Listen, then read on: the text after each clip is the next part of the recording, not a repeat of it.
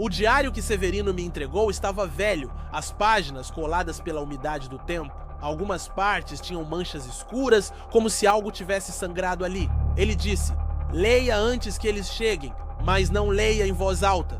Eu não entendi o aviso, e mesmo assim desobedeci. Abri o diário ainda na pousada, sozinho, e comecei a ler. As primeiras páginas contavam sobre os 3 escolhidos da geração dele. Sobre como o ovo apareceu para cada um em datas diferentes, mas sempre na mesma época, o Domingo de Ramos. Eles tentaram avisar seus pais, mas ninguém acreditou, até que o primeiro desapareceu, depois o segundo, e então algo aconteceu com Severino, algo que não foi esquecido. Em uma das folhas havia um mapa desenhado à mão, um bosque, um símbolo ao centro, o mesmo da carta antiga, o olho dentro do ovo.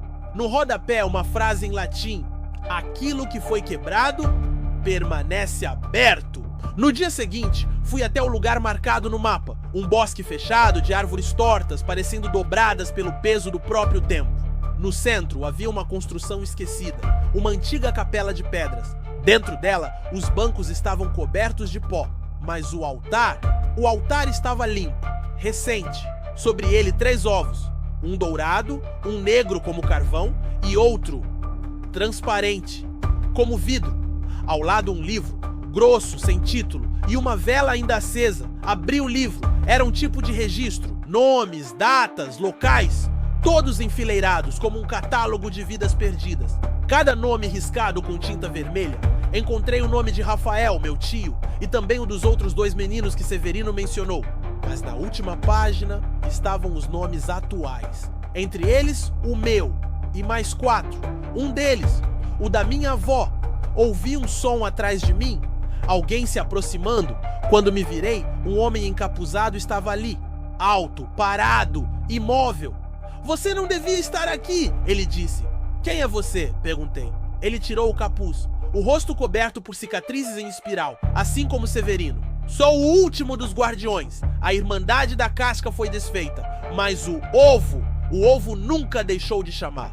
Ele explicou que a Irmandade era um grupo de monges, iniciados e estudiosos que protegiam o mundo real de entidades que viviam no vazio entre as coisas. Essas entidades não tinham forma, mas precisavam de portais para cruzar. Os ovos eram esses portais, criados com rituais, selos e sangue.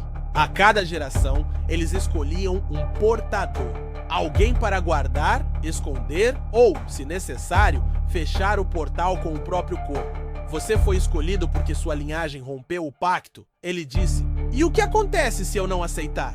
Então ele virá, e desta vez, não apenas para um. Saí da capela com as pernas fracas, as árvores pareciam me olhar.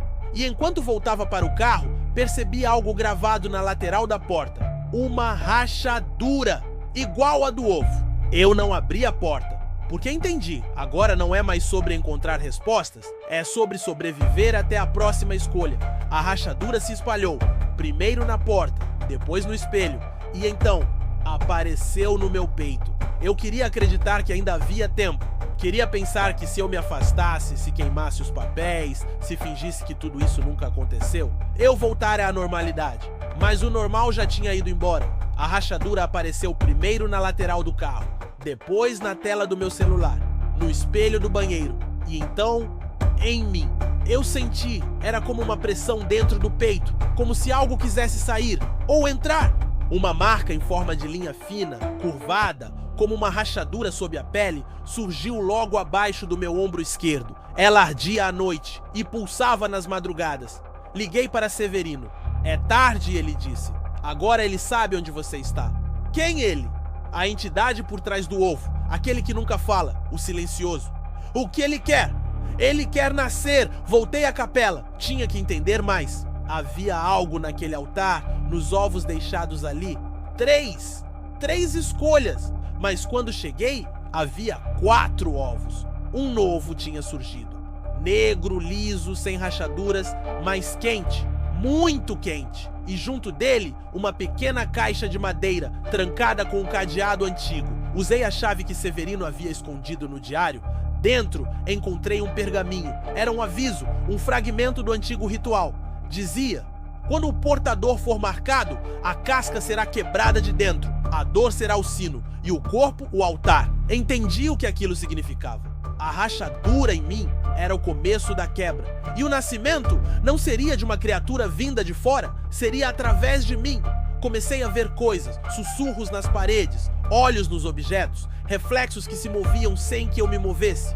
E em um sonho, o mais vívido de todos, eu estava deitado dentro de um ovo, encolhido, sem voz. E lá fora, eu mesmo me observava.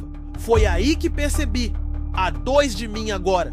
Voltei para casa, rasguei o diário, queimei os nomes, destruí o altar, mas a rachadura continuava crescendo. Eu tentei fugir, dormi em estradas, motéis esquecidos, bosques afastados, mas o ovo me seguia. Ele aparecia onde quer que eu fosse, e sempre com um novo recado. Desta vez dizia: na próxima lua a casca se rompe. Agora eu sei. Não se trata apenas de escapar, trata-se de impedir o nascimento de algo que nunca deveria cruzar para o nosso lado. E talvez o único jeito de impedir isso seja me destruindo por dentro. A lua cheia chegou e a rachadura agora vai do meu ombro até o meu peito. Quando ela abrir por completo, ele atravessará. A lua cheia surgiu como uma lâmina no céu. Fria, silenciosa e inevitável. Eu sabia o que ela traria. A rachadura em meu corpo já cobria todo o lado esquerdo, se estendia pelo peito, pelo pescoço e agora subia até meu rosto. Ela não era mais só uma marca, era uma porta. Eu comecei a perder tempo, literalmente. Apagava por minutos, às vezes horas. Acordava em lugares onde não lembrava de ter ido. Uma vez, despertei com as mãos cobertas de terra. Outra com uma voz no fundo da minha cabeça dizendo: você está quase pronto! Eu não sabia mais se era eu ou ele.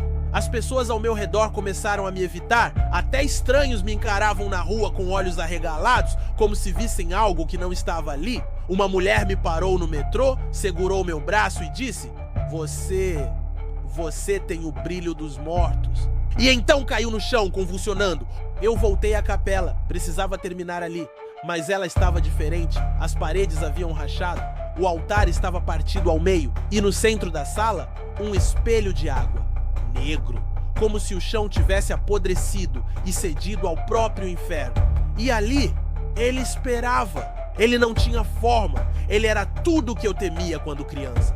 Tudo que me fazia acordar no meio da noite, suando. Mas agora, ele estava dentro e pronto para nascer. Eu caí de joelhos, meu corpo começou a tremer, a rachadura no meu peito se abriu, não sangrou, brilhou, uma luz estranha, oscilante que parecia vir de outro tempo, de outro plano. Eu ouvi gritos, mas não fora de mim, dentro, e então ele começou a sair, primeiro como fumaça, depois como carne, mas não era um monstro, era eu, um reflexo distorcido. Uma versão minha, sem alma, sem luz no olhar. Ele me olhou, sorriu e disse com minha própria voz: você me criou, alimentou-me com seus medos. Eu sou o que resta. Quando você se recusa a olhar para si, a verdade caiu como uma lâmina fria. Eu era o casulo, eu era o ovo. Ele saiu e eu fiquei, mas não como antes. Parte de mim se foi com ele e o que restou está quebrado. Para quem me vê na rua, eu pareço normal. Falo, respiro, sorrio. Mas à noite, quando tudo silencia, eu escuto ele. E ele me chama. Porque nem todo nascimento é o começo de uma vida. Às vezes, é o começo da morte. Encontrei uma nova carta, escondida dentro de uma boneca antiga no sótão. Ela dizia: você nunca nasceu por acaso. Nós te moldamos para segurá-lo, mas falhamos. Quando voltei para casa, havia um silêncio estranho no ar. Como se a própria casa soubesse que eu não era mais o mesmo. O reflexo no espelho já não era confiável. Meus olhos pareciam ocupados. Eu me sentia oco, mas não vazio. Me sentia habitado. Foi no sótão, em meio a caixas velhas da minha infância, que encontrei a boneca. Era de pano, costurada à mão, com olhos de botão e um pequeno zíper costurado nas costas. Eu lembrava dela vagamente. Um presente da minha avó quando eu era pequeno, mas nunca reparei que havia algo dentro. Quando abri o zíper, havia um pedaço de tecido enrolado como um pergaminho. Dentro dele, uma carta, escrita à mão. pela minha avó. Meu querido, se você está lendo isso, é porque a rachadura se abriu. A mesma que abriu em mim e em minha mãe antes de mim. Você não nasceu por acaso. Nós te moldamos, com rituais, com símbolos, com sangue e silêncio. Você é o último portador e também o último selo. Tudo girou. A carta caiu das minhas mãos. Eu pensei que era vítima, mas era parte do plano. Um plano iniciado muito antes de mim. Vasculhei a casa. Comecei a achar objetos que eu nunca havia notado antes. Um espelho antigo coberto por tecido preto. Uma caixa com símbolos riscados. Um frasco com uma substância espessa e avermelhada. E por fim, uma foto. Minha avó, jovem, com o mesmo símbolo do ovo tatuado em sua nuca. No verso da foto, uma única frase. A casca se parte, mas a linhagem sustenta. Voltei ao cemitério da cidade. Queria confirmar. O túmulo da minha avó estava vazio, como o de Rafael, como o de todos os escolhidos. Eles não morreram, eles foram levados. Alguém estava na minha casa. Desci as escadas devagar, luzes piscando, o ar mais denso. Na sala, ele estava lá. O reflexo distorcido, o que nasceu de mim. Mas desta vez, ele não estava sozinho. Minha avó estava ao lado dele, viva. Ela me olhou, sem surpresa, sem medo, e disse: chegou a hora de terminar o que começamos. Minha avó estava viva.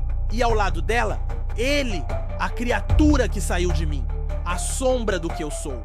Eles me olharam como se tudo aquilo fosse inevitável. Como se desde o início, a única função da minha existência fosse este momento. Você não é uma vítima, meu neto, ela disse. Você é o último canal, o último escudo. E então ela me mostrou o livro, um tomo antigo, escrito com símbolos que dançavam sob a luz. Um diário com nomes riscados. O dela, o da minha mãe, o de Rafael. E o último nome, o meu. Você precisa entrar no vazio, sozinho. Lá você encontrará o coração da entidade, o núcleo daquilo que tenta atravessar. Se você for forte, poderá selá-lo para sempre. Se falhar, o mundo acordará diferente. A sala girou, o reflexo do espelho se abriu como água e eu fui puxado. Aqui dentro, o tempo não passa, o corpo não responde. A mente é o campo de batalha. Cada pensamento vira forma, cada medo, um rosto. Fui atacado por versões de mim, criança, adolescente. Eu com os olhos costurados, eu com o peito aberto.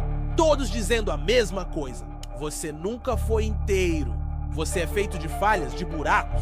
E é por esses buracos que o silencioso entra.